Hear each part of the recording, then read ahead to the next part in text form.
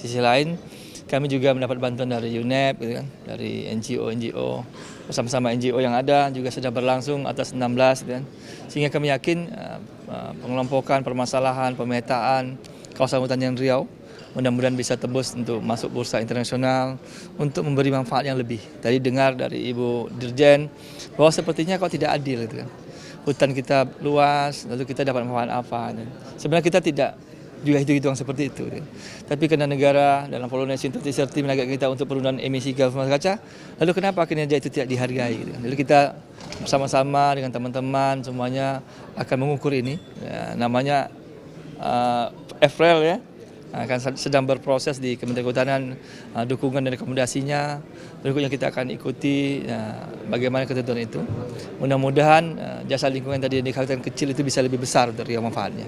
Dengan luas hutan 5,3, dengan kawasan gambut 4,9, saya rasa ini menjadi tantangan besar untuk Riau. Jadi kami mohon dukungan dari seluruh masyarakat Riau untuk menertibkan kawasan hutan sambil berjalan. TNT yang sedang berlangsung, yang lain juga begitu. Kami juga sudah menyusun, semua KPH kami menyusun rencana jangka panjang, jangka menengah dan sebagainya, RKPS dan sebagainya tadi disampaikan. Cukup banyak perencana di kawasan hutan yang harus kami sinkronkan dengan tata ruang. Mudah-mudahan ini dapat dukungan penuh dari seluruh masyarakat.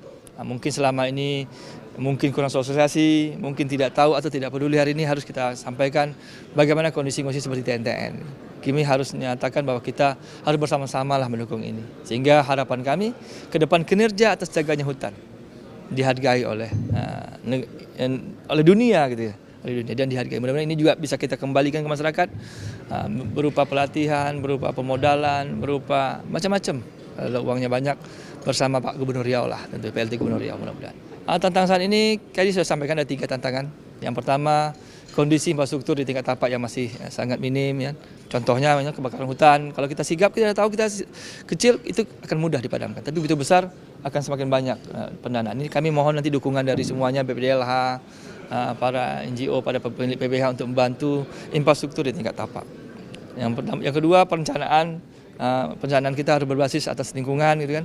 Perda hadir dan semuanya hadir.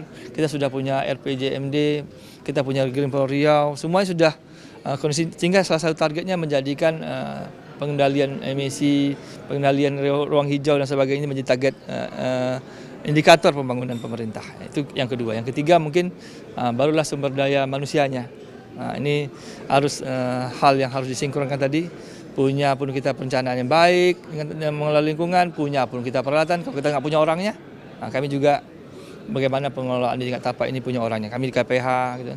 Bagaimana polusi hutan, bagaimana sebagainya. Kami akan minta dukungan juga dari Kementerian Kehutanan Republik Indonesia, semuanya lah Menpan dan sebagainya untuk mencukupi ya polusi hutan dan sebagainya. Gitu. Dan kami juga mohon dukungan masyarakat adatnya. Tidak hanya SDM aparat, tapi juga mohon SDM masyarakat memahaminya. Karena kita hidup di kawasan hutan, ternyata tidak selamanya harus mengejar dengan pertumbuhan ekonomi, pembangunan. Namun kita harus seimbangkan antara pembangunan ekonomi dan mempertahankan ekologi.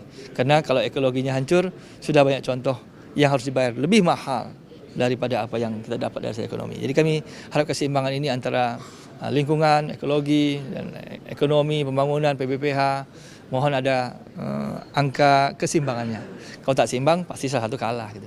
Kami dukungan semuanya, masyarakat, NGO, akademisi, pemerintah, pusat daerah. Saya yakin kita bisa lebih baik dalam Kabupaten Riau dan bisa memberikan manfaat lebih bagi Provinsi Riau yang kita cintai.